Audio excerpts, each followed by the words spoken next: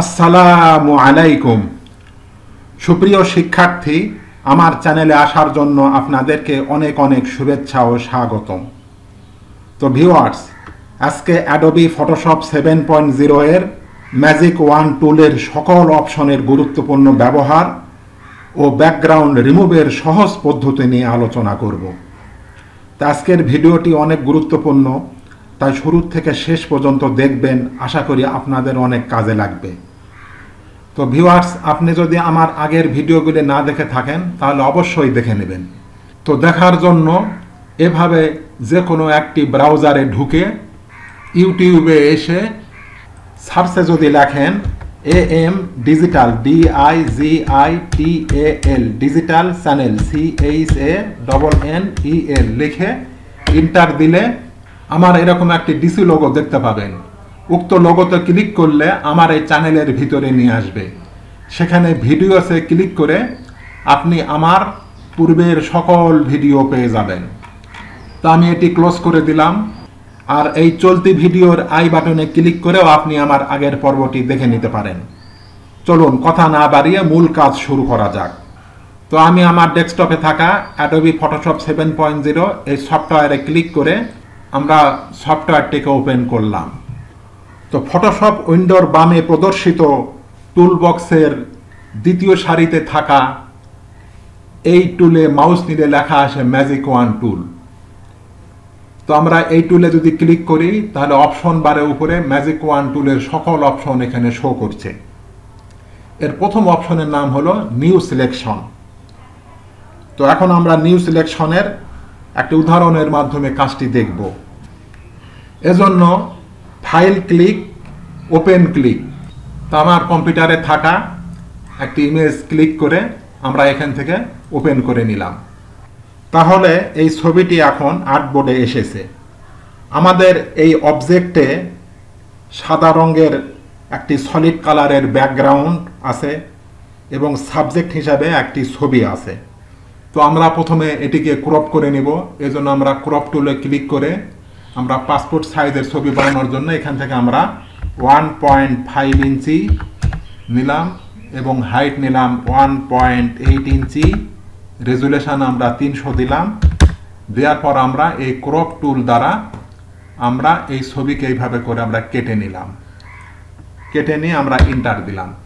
এখন আমরা এই ছবির ব্যাকগ্রাউন্ডের এই সাদা কালারকে আমরা রিমুভ করব। এটি করার জন্য ম্যাজিক ওয়ান টুলে ক্লিক করে ব্যাকগ্রাউন্ডে আমাদের একটি সলিড কালার সাদা রয়েছে। আমরা যদি এখানে ক্লিক করি দেখেন আমাদের এই ছবির পাশ দিয়ে একটি সিলেকশন এসেছে। এখন আমরা এই ফোরগ্রাউন্ডে ক্লিক করে এখান থেকেও আমরা কালার নিয়ে আসতে পারি। এভাবে আমরা কালার নিয়ে আসতে পারি। আবার আমরা এই সোয়াস, এই যে প্যালেট, এখান থেকেও কিন্তু আমরা কালার সিলেকশন করে দিতে পারি। এখানে যে কোনো রঙের উপর ক্লিক করলে আমাদের এই ফোরগ্রাউন্ডে কিন্তু কালারটি আমরা দেখতে পাবো। তো আমরা এখান থেকে একটি নীল কালার সিলেকশন করলাম। করার পর এখান থেকে আমরা কিবোর্ড থেকে যদি অল্টার ব্যাক স্পেস দেই তাহলে আমাদের এই ব্যাকগ্রাউন্ডের কালারটি কিন্তু চেঞ্জ হয়ে নীল রঙে হবে। আবার আমরা চাইলে এই ব্যাকগ্রাউন্ড থেকেও আমরা কালার নিয়ে আসতে পারি। আমরা ব্যাকগ্রাউন্ডে ক্লিক করে এখান থেকে সাপোজ আমি সবুজ রং সিলেকশন করলাম, করে ওকে করে দিলাম। এখানে সবুজ রং আসলো। এরপর আমরা যদি কন্ট্রোল ডিলিট যদি আমরা চাপি দেখেন আমাদের এটি কিন্তু ফিল হয়ে যাচ্ছে। যেহেতু স্কুল, কলেজ বা অফিস আদালতে সাদা রঙের ব্যাকগ্রাউন্ড অ্যালাউ, এজন্য আমি এখান থেকে সাদা রংটি সিলেকশন করে দিয়ে ওকে করে নিলাম। এখন আমরা কিবোর্ড থেকে অল্টার ব্যাক স্পেস দিলে সাদা রঙে আমাদের এই আর্টবোর্ডটি কিন্তু ফিল হবে। এরপর আমরা কন্ট্রোল ডি দিয়ে এটি ডিসিলেক্ট করে নিলাম। এরপর আমরা এখানে একটু ফেদার অ্যাপ্লাই করব। এজন্য ম্যাজিক ওয়ান টুল দিয়ে ব্যাকগ্রাউন্ডে ক্লিক করলে এরকম সিলেকশন আসবে।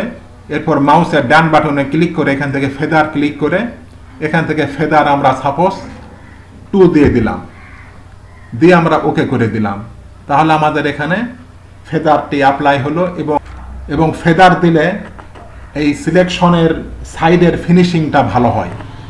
তো আমি এটি আবার কন্ট্রোল ডি দিয়ে ডিসিলেক্ট করে নিলাম। যেহেতু আমরা সাদা রঙের একটি ব্যাকগ্রাউন্ড নিয়েছি এজন্য আমরা এই পাসপোর্ট সাইজ ছবির চারপাশে একটি কালো রঙের বর্ডার দেব। এজন্য আমরা এই ব্যাকগ্রাউন্ড ক্লিক করে এখান থেকে একটা ব্ল্যাক কালার আমরা নিলাম, নিয়ে ওকে করে দিলাম। তারপর আমরা ইমেজে ক্লিক করে এখান থেকে ক্যানভাস সাইজ ক্লিক, হোয়াইট দিলাম 0.02 এবং হাইটও দিব আমরা 0.02 দিয়ে আমরা ওকে করে দিলাম। তাহলে দেখেন আমাদের ইমেজের সাইড দিয়ে একটা চারকোনা বর্ডার এসেছে। এখন আমরা এই ছবিকে গ্ল্যামার করব, অর্থাৎ ছবিকে সৌন্দর্য করার জন্য আমরা প্রথমে এখান থেকে কন্ট্রোল বি চাপবো। চাপলে এরকম কালার ব্যালেন্স আসবে। এখান থেকে আমরা ইয়েলোটাকে একটু বাড়িয়ে দেব, দেওয়ার পর আমরা ওকে করে দিব। এরপর আমরা কন্ট্রোল এল চাপবো। চাপলে এখানেও এরকম একটা লেভেলস ডায়লগ বক্স আসবে। আমরা এর পাশ থেকে এই সাইডের অংশকে যদি একটু টেনে দিয়ে আমরা এই সাইডটাকেও কিন্তু একটু সুন্দর করতে পারি। আমরা ওকে করে দিলাম। তারপর এখানে আমরা কন্ট্রোল ইউ যদি চাপি তাহলে এরকম হিউ স্যাচুরেশন আসবে। এখান থেকে আমরা এই হিউ কালারকে আমরা চেঞ্জ করে দিতে পারি, আমাদের যেমন ইচ্ছা আমরা তেমন নিতে পারি। আমরা এখান থেকে এরকম একটি কালার দিলাম, দেওয়ার পর আমরা এখান থেকে ওকে করে দিলাম। আবার আমরা মেনু থেকেও নিয়ে আসতে পারি। এখান থেকে ইমেজ ক্লিক, অ্যাডজাস্টমেন্টের এখান থেকে আমরা যদি সাপোজ এই কন্ট্রোল এম, কিবোর্ড থেকে কন্ট্রোল এম বা কার্ভস যদি আমরা ক্লিক করি এরকম আসবে।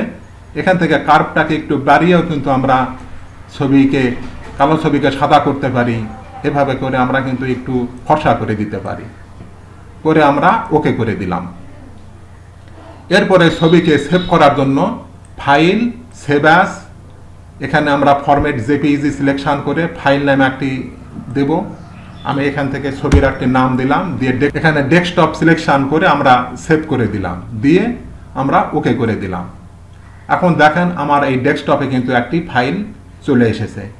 এটিকে আমরা এখন ফটো পেপারে নিয়েও কিন্তু আমরা পাসপোর্ট সাইজের ছবি প্রিন্ট করাতে পারি। এখন আমরা এর দ্বিতীয় অপশনের কাজটি দেখব। সেজন্য আমি এটিকে ক্লোজ করে দিলাম। দেওয়ার পর আমাদের দ্বিতীয় অপশনটি হলো অ্যাড টু সিলেকশন।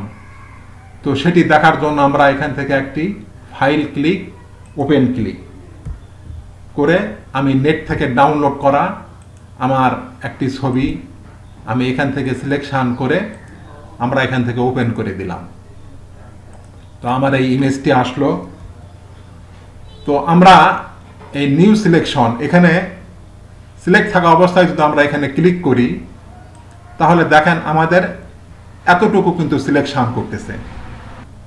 আমরা পূর্বের উদাহরণে আমাদের ব্যাকগ্রাউন্ড কালার আমরা হোয়াইট বা ব্লু বা গ্রিন আমরা দেখিয়েছি। সেখানে ব্যাকগ্রাউন্ড কালার ছিল সলিড কালার, কিন্তু এখানে দেখেন বেশ কয়েকটি কালার রয়েছে। এখানে একটি কালার, এখানে একটি কালার, এখানে একটি কালার, এখানে একটি কালার, এখানে বিভিন্ন ধরনের কালার রয়েছে। ম্যাজিক ওয়ান টুল একটি কালারকে সিলেকশন করে, কিন্তু যদি আমরা একাধিক কালারকে যদি আমরা সিলেকশন করাতে চাই সেক্ষেত্রে আমরা এই অ্যাড টু সিলেকশন এখানে যদি আমরা ক্লিক করি, করার পর এখানে যদি আমরা একবার ক্লিক করি, আবার যদি এখানে ক্লিক করি তাহলে এটিও সিলেক্ট হবে, এখানে করলে এটি সিলেক্ট হবে, এখানে করলে এটি সিলেক্ট হবে। এভাবে করে কিন্তু আমরা সিলেকশন করতে পারি। আবার দেখেন উপরে রয়েছে টলারেন্স।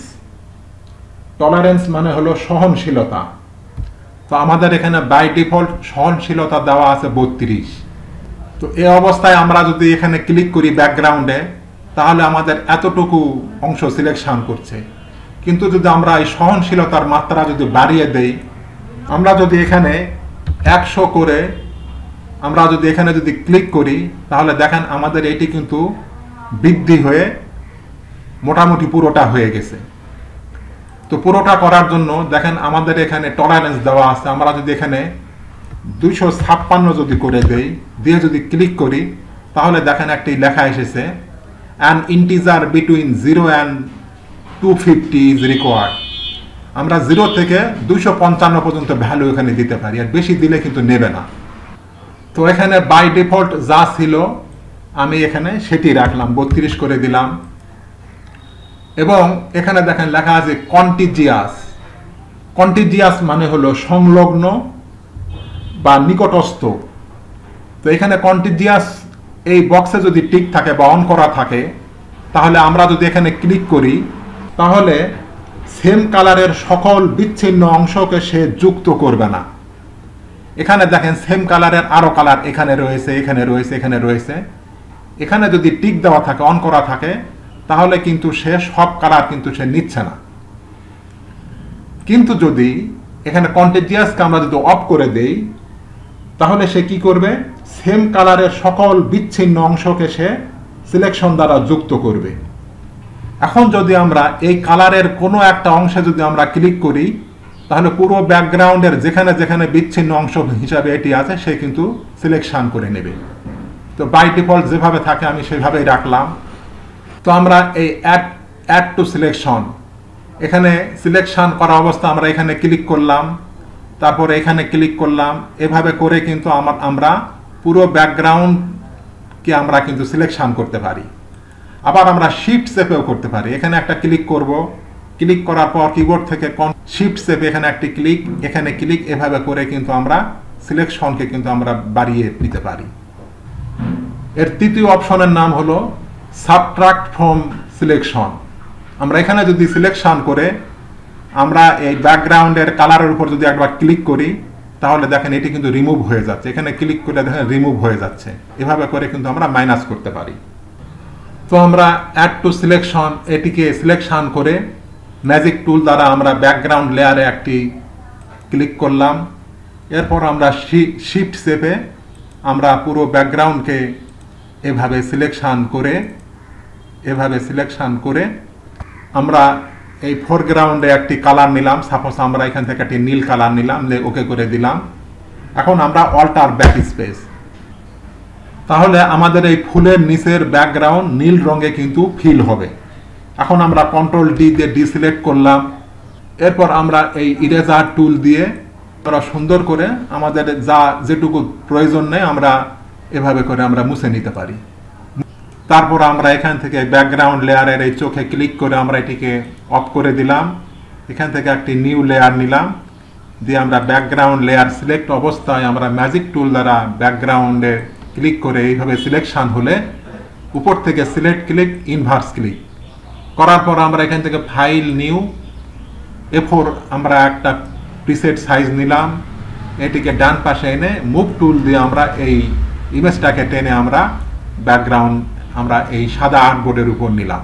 নেওয়ার পরে এটিকে আমরা ক্লোজ করে দিলাম। এখন এটিকে আমরা আবার এইভাবে টেনে বড় করে আমরা এখান থেকে ওকে করে দিলাম। তাহলে আমাদের এই ইমেজটি আমরা পেলাম।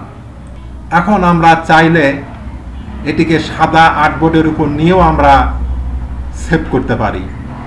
আবার আমরা এখানে যদি ক্লিক করি, দেখেন এটি আমাদের পিএনজি হিসাবে আমাদের এই ইমেজটি এসেছে।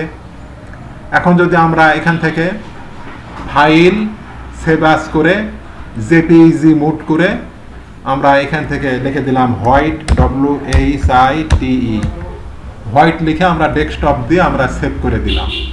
এভাবে করে সেভ করতে পারি। তো আমি এটি ক্লোজ করে দিলাম, নো করে দিলাম। এখন আমরা দেখব এর পরের বিষয়। এর পরের বিষয়টি হলো অ্যান্টি এলিয়াস্ট।